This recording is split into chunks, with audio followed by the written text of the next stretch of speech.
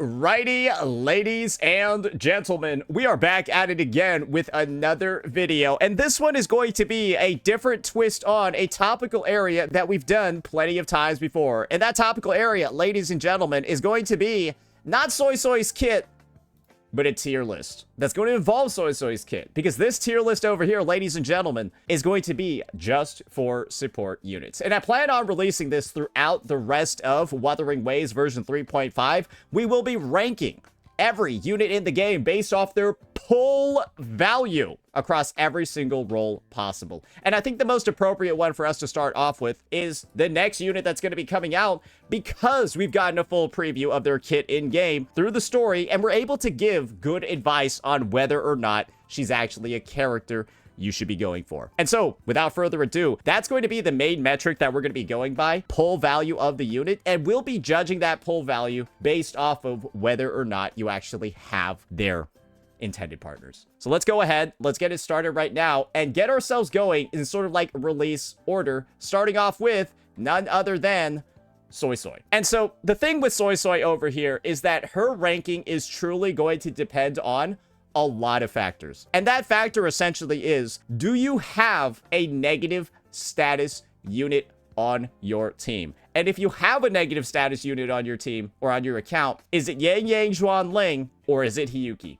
And if you have either of those two characters, this is the true case of the situation. If you have Yang Yang Zhuan Ling or Hiyuki, this unit is an S. Otherwise, they're probably closer to an A, and potentially even dropping down to a B, depending on the other characters that you have. Because this is how we're going to be judging her. Soysoy's main interaction in her kit, and sort of like the cornerstone of what like all of her teammates, her buffs work around, is this right here. Undulating Mist. When resonators with Undulating Mist consume negative status or electro rage stacks, they gain an attack increase up to 50%. So, if your character can consume a negative status to apply an effect, they gain a 50% attack bonus. She also provides 25% all damage amp to the entire team, and an even bigger attack bonus with her Sonata set. She basically gives close to around like 70+% attack, 25% all outro, and that's like a lot of buffs, right? Like that is a lot of buffs for a team. And then she also gives, I think, some minor damage boosts too. Yeah, like 12% damage as well for the non-negative status teams. And so that's kind of like what she's providing at a baseline. And so you can tell for units that actually consume negative statuses in this game, and examples of units that consume negative statuses in this game are going to be, well, her, because she consumes Havoc Bane to deal extra damage, and then her, because she consumes Glacio Chafe to freeze enemies, and her, because she consumes Aero Erosion to inflict the dot damage and then reduce the stat count by 1. But she scales off HP, so she's the no-go. No, you don't want to be using Soysoy for this bitch. Absolutely not. No, it's just Chisa Aero Rover for her. Soysoy is getting nowhere near here because that 70+% attack is doing nothing, bro. This is one of the worst ideas you could have. And if anything, if Cart is on your account, Soysoy, like, loses ranking. Because that's like a team that will never work together. And this is sort of the situation you guys need to be thinking about, right? When Soysoy's a B, that's when you essentially have no units on your account that work with her. And you have DPSs that need a different unit instead. This is basically like having Imith, right? And Denya. And if you pull Soysoy for this team, she's like a C or a B.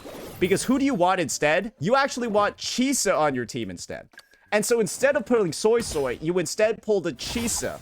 And the end result of that is that you kind of like set your account back even further. Because if you had pulled a Chisa, now you have a team, right? For your Denya and your Imith. But if you pulled a Soysoy instead, now you have 1/3 of Soysoy's team and 2/3 of Denya's team, and you just don't have a single team still. And that's really bad, isn't it, right? You didn't finish one team yet, and you started building another one. Now you have 1 piece out of 3, and then 2 pieces out of 3 on the other one, and not a single hole anywhere, and you're not clearing any more than what you did before. You just spent 180 pulls, potentially. More like 100 or something, and your meta state, your ability to clear, has not changed. For pull value, that's basically akin to bricking. You pulled a 5-star unit, and nothing changed on your account. That's a brick. And you might be able to undo the brick later, but you're going to need like 300+ pulls to undo that brick. So you're seeing why I'm calling it a brick, right? And that's the case with Soysoy. If you have Yang Yang or Hiyuki, she's an S. She's an S. you pretty much should get her if you have Yang Yang or Hiyuki. That alone is enough to grab her, because Soysoy does come with some very strict restrictions, right? Very, very, very strict. But what did you see over here when it comes to her scaling? It's based off ER. So she wants over 200% ER, close to 250, 260, right? And you know what that means. Her kit is also going to be using one weapon that's the most free-to-play friendly weapon ever because, well, every support uses this and its variation. And so if you have an R5 variation, which you really should have at this point as a day one player, I don't know how you don't have at least one. A lot of people have I have like 3 R3 variations. Sorry, I have 3 variations. 2 R5, 1 R1 that's just sitting here. And so I'm going to be sticking an R5 variation on my Soysoy. And I don't need her weapon. Don't need to get anywhere close to her weapon. I'm just putting an R5 variation on her. I pull the unit and I'm good to go. And this is probably going to be a case for every support. And I'm just going to mention it now for Soysoy. They don't need good echo builds. There's only one support in the game that kind of needs good echo builds. We'll talk about them later. But when it comes, bro, you could just roll, as long as it has ER, the piece is fine. You could roll some really shit pieces, bro. I know these are, bro, some of them only have, 1 or 2 substats. And this is the thing. I don't care. I don't care if it's only 1 or 2 substats. Because that's kind of, all you need. Just hit your ER requirements and you're good to go. And everything else is a cherry on top for these types of characters. So that's why, if you have Yang Yang, if you have Hiyuki, this character is an S. And so this is where we're just going to be placing here just for the sake of ranking. I'm going to assume that you do have a Yang Yang or a Hiyuki. Mainly Hiyuki, because Hiyuki is one of the most popular characters in the history of the game. So I'm going to just assume you have her, because that's what the average player is going to have. The average player is going to have Hiyuki. I don't. Great. Thanks for sharing. I was using the word average for a reason, and so you've just decided to prove you don't know what the word means. Anecdotes don't apply here. So if you don't have Hiyuki, let me just tell you one thing. I don't give a fuck. So let's move on. Now, since we are going in reverse order, it's time for us to address another character that's recently come out. And guys, really, it's not even recently, it's Mornier. And this is the case regarding Mornier. Are you guys ready? For any account ever, assuming you've got no units on your account, nobody that works with her or synergizes with her, I think she's an A. But the second that you have a single toon character or Lupa, she becomes an S. And the reason for this is very simple. She works with a lot of units in the game. But if you don't have somebody that works with her, she's kind of just worse than Verina. But the potential, right, is why she's okay to pull. Soysoy.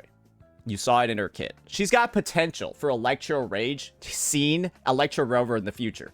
But that's just potential. It's not good right now, so that's why I can't say she's an S unless you have people that work with her right now. Mornier, you've already seen what the potential is, and it's also going to grow, right? This is the case with Mornier. She currently works with basically any team in the game that's able to inflict and apply toon debuffs because of this ability in her kit. And this is if you're not activating this part of her kit, she's really not that good. Interfered marker.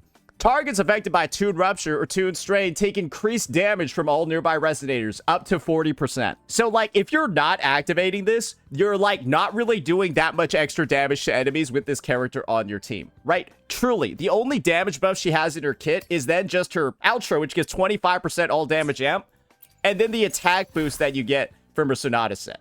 That's it. Unless you're getting that 40% all damage buff. Alternatively, right? You could simply be playing her as a support because she's fusion in Lupa's mono fusion teams. And that's where you build one of the most stable cores in the game, because simply being fusion allows Lupa to add in a third fusion DPS character and benefit from these massive fucking buffs where you're removing their resistance or ignoring it, and then you're buffing attack, right? And then fusion damage as well, doubling it, right? If there are 3 fusion characters on the team. So that's just an example of what Mornier is capable of in the present. And you know how many toon characters there are? Well, it's mainly these ones. Lynae, who's one of the best general sub DPS units in the game, and combined with Mornier, because of those general buffs, you can just put in a bunch of characters that these two teams can clear. And then you also got, obviously, your teams with good old... Okay, she done with that shit? Anyways. You got teams with the Imyth, Laser Sword, Luke Herson, Gay, and then you got this one. Get ready. whoever is going to be using, you already know, this set because you got Toon Strain right here. So Mornier already has a good number of teams with some of the strongest units in the game, and she's going to get another one because this bitch Qing Zhao is going to apply Toon Strain. So the team is probably going to be Mornier, Qing Zhao, and then the Toon Strain sub DPS, either Lynae or Denya. And that's going to be the case. Mornier is getting yet another character that she's likely going to work extremely, extremely well with. And so do you see why at a baseline, Mornier is going to be higher than a Soysoy? If you didn't have anybody, like I said before, Soysoy's at a B. She goes up to S if you have specific units. But at a baseline, Mornier's at an A. And the second you get any of her partners, she's at an S. And Mornier has a lot more partners right now than a Soysoy. And she's going to get another one next patch. Y'all see what's going on over here? So, how about this? We're also going to rate Mornier, assuming that you have some of her characters, right? Because what are the chances that you skipped Imeth? Not great, right? Chances that you skipped Imeth aren't great. And what are the chances that you don't have a Lynae either? Not great. Am I going to make a tier list with the assumption that someone skipped both Imeth and Lynae on their account? No, that's crazy. Who skipped both of them? You're just not pulling units in this fucking game then. So, like, if that's the case, then you don't need a fucking tier list. You're not interacting with the gacha. So, yeah, we're going to place her in an S based off of that. I skipped both of them? Okay. I don't even fucking know how. Now everyone's questioning your intelligence. But I guess that's what you wanted because you wrote that statement and then pressed enter and sent it. All right. That is Mornier. And that's version 3.0. Now we're going to 2.7, guys, or 2.8.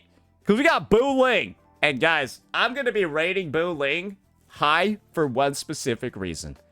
This bitch has, like, become a, like, TOA cheat code for one thing only. And that is her ability to apply Electro Flare and remove this cancerous debuff that we've been getting, like, over and over and over. And I'm truly in a position where I can comfortably say, after looking at this shit, you might as well just build her and figure out how to play her because she has the ability to apply Electro Flare while also having generalist support abilities. And this means, guys, she can remove all attribute resistance buffs on the enemies that are like 15% very frequently. And let me tell it to you this way. If you have a team that can remove this, but then maybe you lose Shorekeeper's crit, it's worth it. You'd rather prefer to lose Shorekeeper's crit but then also remove this attribute resistance. It's a bigger damage buff for your team. And so being able to put in a Buling, have her good to go, and then, you know, kind of like go in, remove this shit, and then allow the rest of your team to play, I think that's enough of a benefit to rate her highly. Because, yes, her kit isn't actually as strong as Shorekeeper's. Her kit is pretty much on par to Verina's, if not slightly better for certain characters at S6, but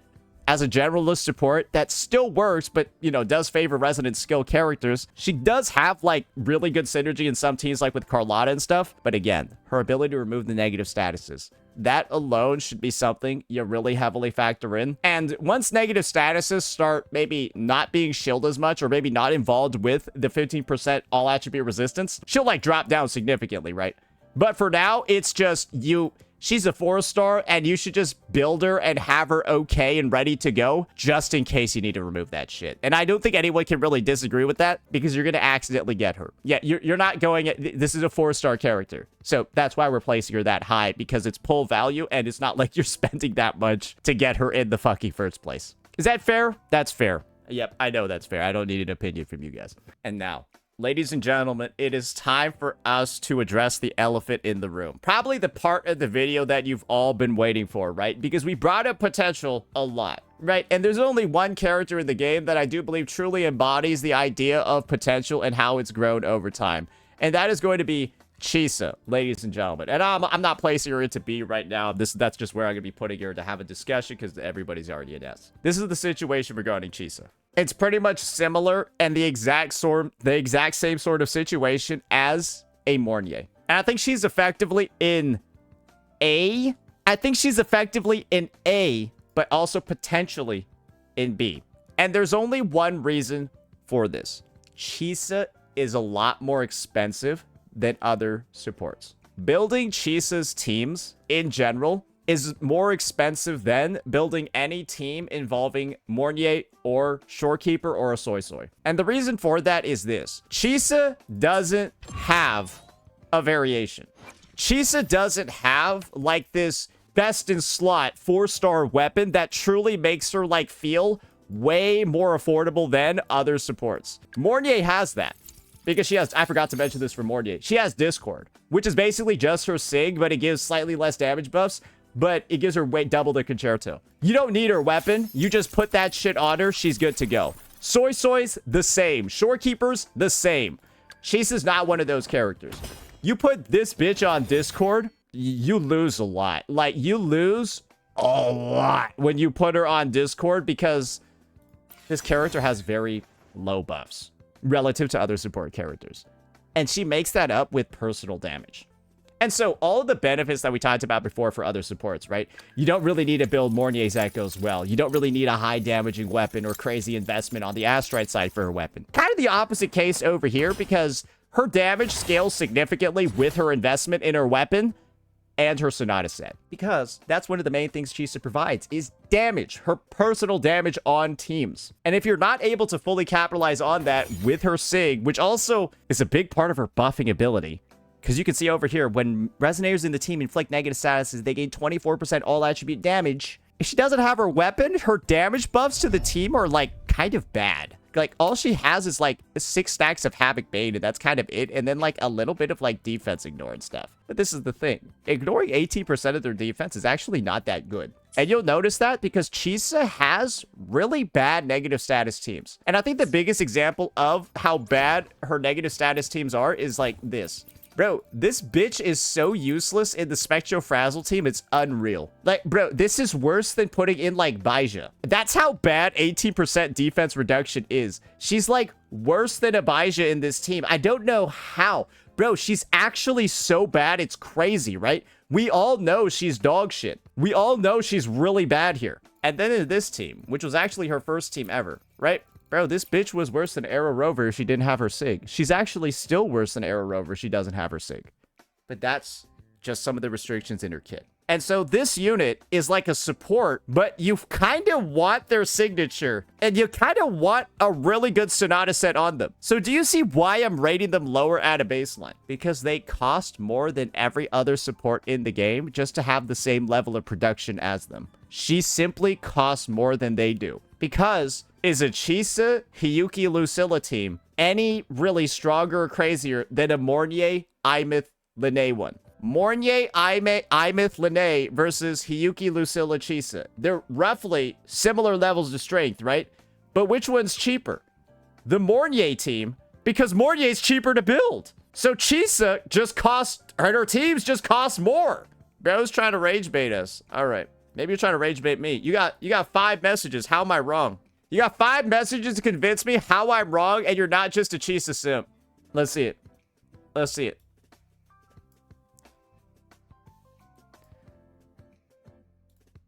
Okay, yeah, okay. You're rage baiting like a retard now. So there's good rage baiting and there's bad. When you type gibberish, that's bad. So I'll time you out because you're typing gibberish. Anyways, like, guys, we can put in a little bit more effort, right? Like, maybe try to sound slightly educated. And that's why Chisa, at least in my opinion, is going to go into the A tier. Yes, she exists on a bunch of teams in this game, but she's simply more expensive than any support to have like the same, like, kind of like viability as those other characters. She just costs more to do the same thing that other characters do. And this is also the other thing that people need to be cognizant of. Her having 2 uses in End State Matrix is temporary. Every support in the game has 2 uses in End State Matrix at a baseline. Hers is only temporary. So in the future, she's likely going to go back down to 1 use. That's how I read this. That's how I take this, because it's only in this phase and it's going to be gone the next phase. So she literally has half the number of uses in one of the end game modes as well. I know it's going to make people mad because she's a tier 0 unit. She's on some of the best teams in the game, but so are these characters. These characters will also be, if they're not already on, the best teams in the game, and they do that while being more affordable than her and having more uses than her. How is she not simply just lower than them? Because this is a pull value resource tier list, and she needs her Sig to do the same job that other characters can do with the 4-star weapon.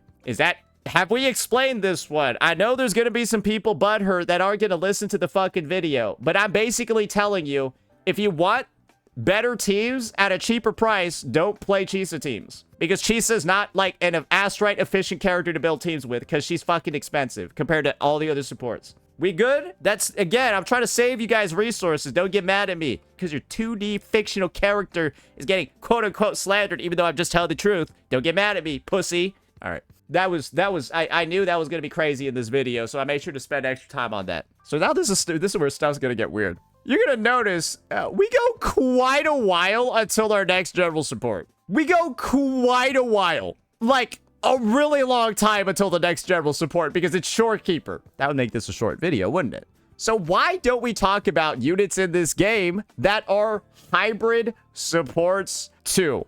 And mainly judge their pull value based off their supporting ability. And we're going to start off with, well, the first one on the list over here, Iuno. Because yes, guys, Iuno actually heals. You might be surprised. Iuno actually heals.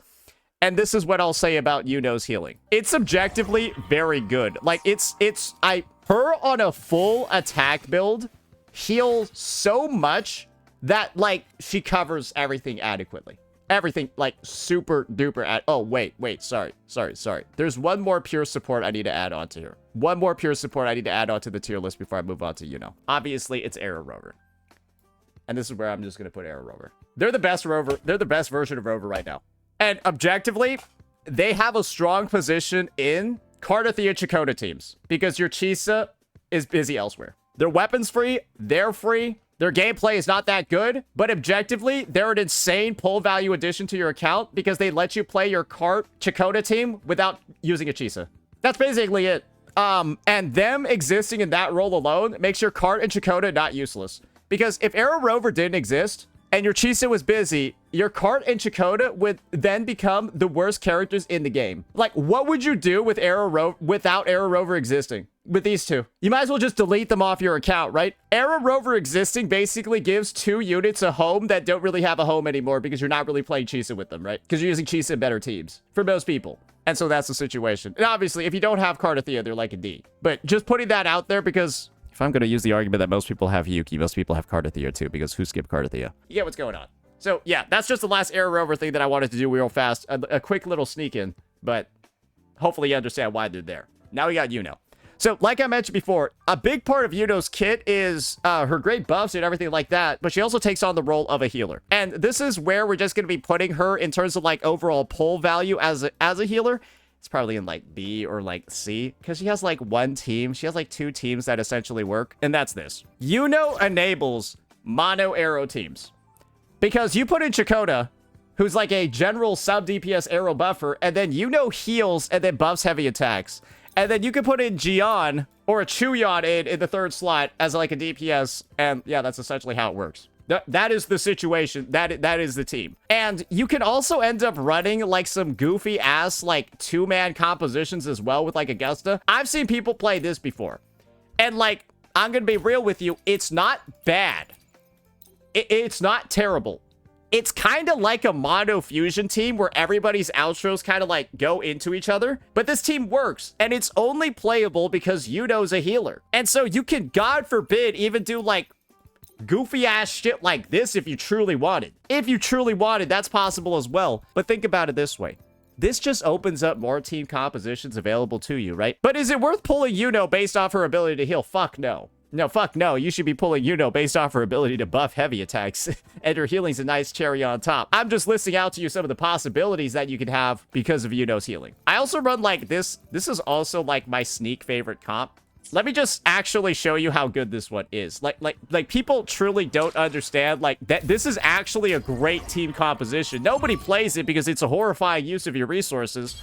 But truly, it is a great team composition. Let's just do like one rotation so we can so I can just show you guys real fast. But this one feels really good. She's also a main DPS as well. Too. So it's like, yeah, she kind of just does everything. I think they really wanted you to pull her. So yeah, she can open up rotations too, no problem. Bro, she generates so much Concerto, it's crazy. All right, so now we're going to start off a fresh run of the TOA. Yeah, so you can just open up rotations on her too, right? Yeah, you can just open up rotations on her as well. Very evasive as well, so he can, like, dodge a lot of attacks from the enemies. Bro. She literally can be, like, an actual support, too.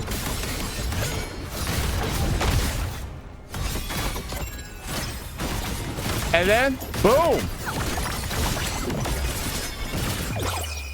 It does damage. And Sigrika also buffs Aero damage to the entire team as well.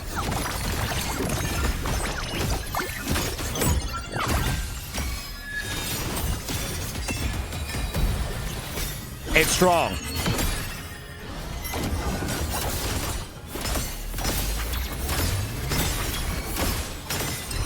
And guess what?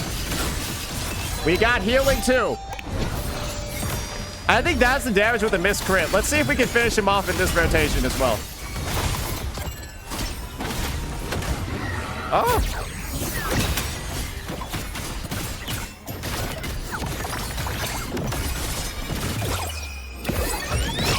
Actually rotates pretty quick. That's what I'm saying.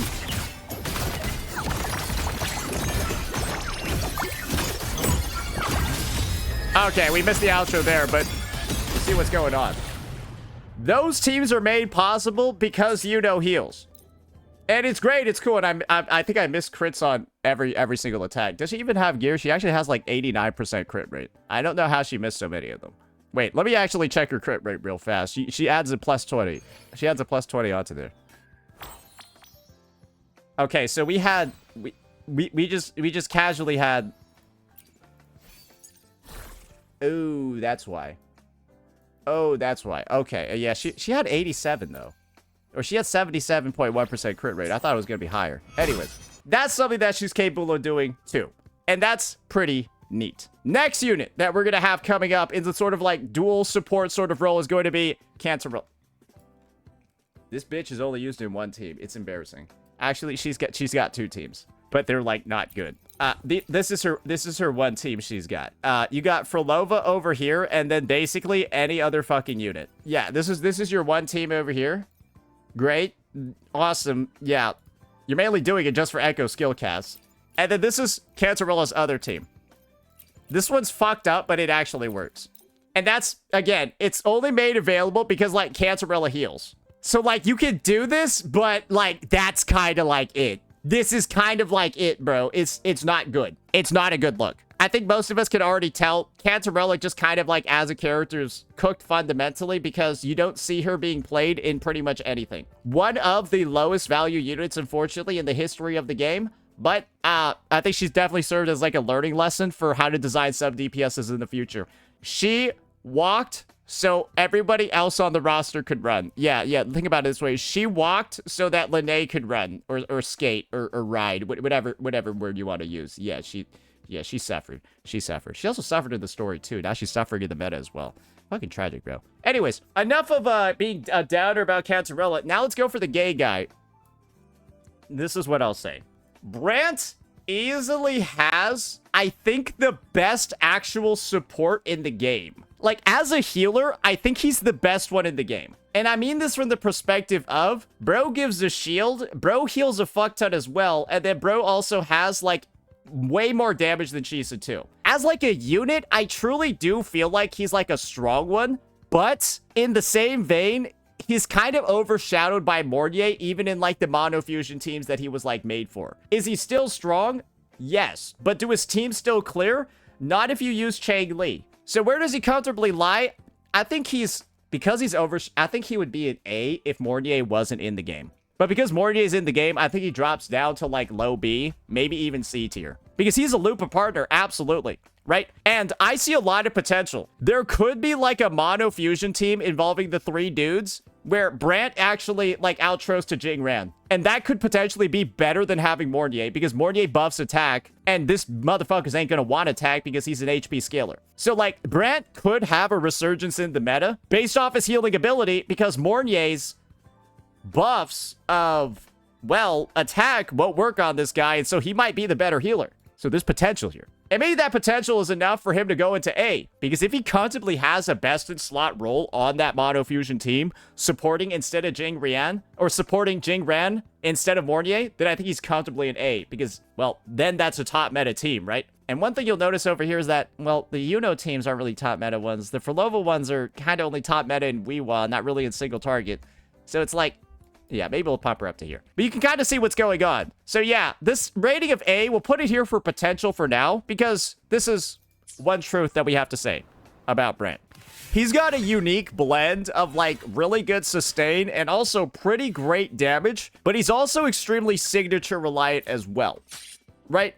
And so I think that alone is probably enough to bump him down to B because of that signature reliance. But if he still has a best in slot and you're still being able to use him for, you know, main DPS roles as well, I think that I think there is still a lot of room for growth for his role in the meta, because he has stagnated significantly since his release. He has stagnated significantly, I think, since even like version, I think 2.8, maybe like 3.1 or something like that is when it started. Basically, whenever Mornier came out, he kind of took like a back step. So I'm hoping that something does occur to bring that sustained side of him kind of like back into the spotlight. But those are going to be the hybrids. And so you probably realized why Kuro had such a big break between Shorekeeper and Mornier, right? Because they released these three characters who are all able to heal in between, as well as Chisa as well. So they released four healers, capable healers in between Shorekeeper and Mornier. But now it's time to talk about Shorekeeper.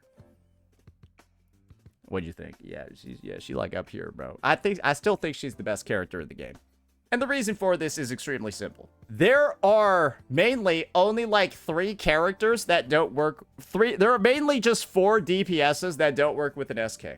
And this is the thing. Kuro needs to intentionally design kits to not work with her because she's so good.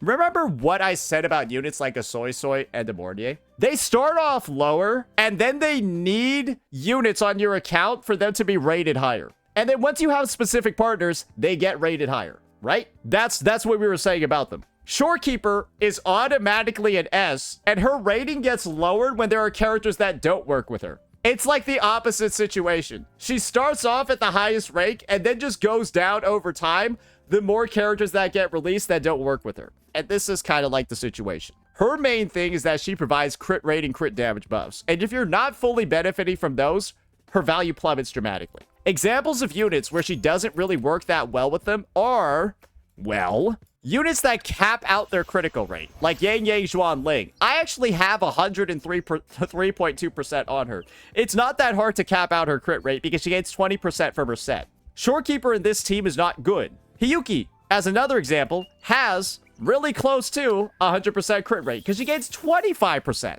from her Echo set. Yeah, I don't know why she gains 25 and then other people gain 20. I think they really wanted you to build her out. Like, bro, what the fuck is that shit? Bro, 25? Anyways, so Hiyuki's got 25. And so she has 100%. You don't really want... Same thing with Imith over here. Imith gains 20% crit rate from her set, very close to 100 most of the time. And so these units, right, that have these values, they don't want Shorekeeper. But what about my Sigrika?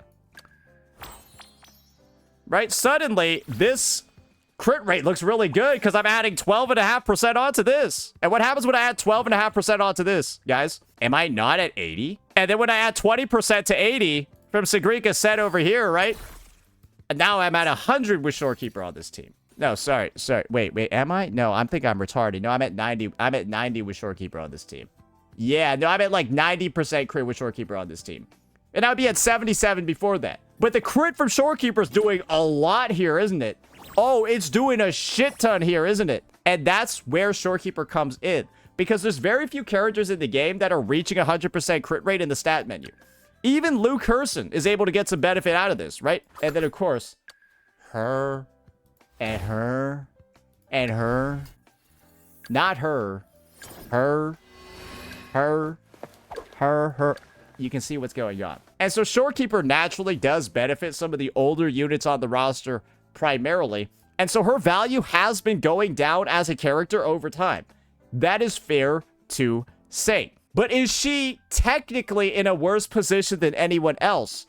Not really, because she's going to give you a default level of performance compared to other characters. And so this is the situation. Depending on the state of your account, Mornier or Soysoy might be higher than Shorekeeper. But every player starting out the game is going to have Shorekeeper out on top. However, once you start pulling popular units like Imyth, the Hiyukis, maybe the Yangs if you consider her popular, even though her numbers are dog shit, you see what's going on. You even Ching Zhao as well, who's supposed to be a Toon Strain DPS, then Shorekeeper technically drops down further, right? Because you're going to want the Morniers in that situation. You see what's happening, right? You see what's going on. And I've already talked to you about a situation where a Buling can be better than a Shorekeeper. Because Buling would be able to remove the 50% all attribute resistance. So that would make Buling on top of Shorekeeper there. That's simply the passage of time. And that's what's going to occur, guys. Unfortunately, when Kuro decides to start putting out characters that have 100% crit rate at a baseline.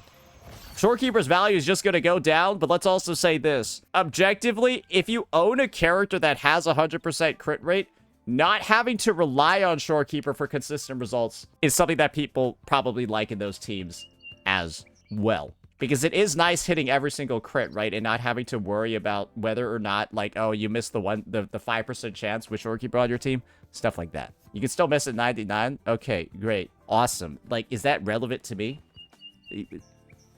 Why would you even comment that you can still miss at 99 when you see 103% crit rate on your screen with this character?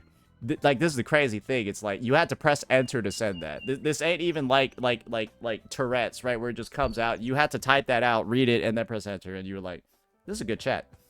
Now, this is contributing to the discussion. He's gonna like this one. Anyways, now let's get going. So that's Shorekeeper, ladies and gentlemen. And she's still gonna be S, but I see a future where, depending on the state of your account, she actually drops down to an A. Is that fair? Because assuming that you have, and you only play a bunch of units that have like 100% crit rate, doesn't really matter, right? If you have Shorekeeper on your account, if you're never using her. And that's the case. Now, next support. I might make a new category.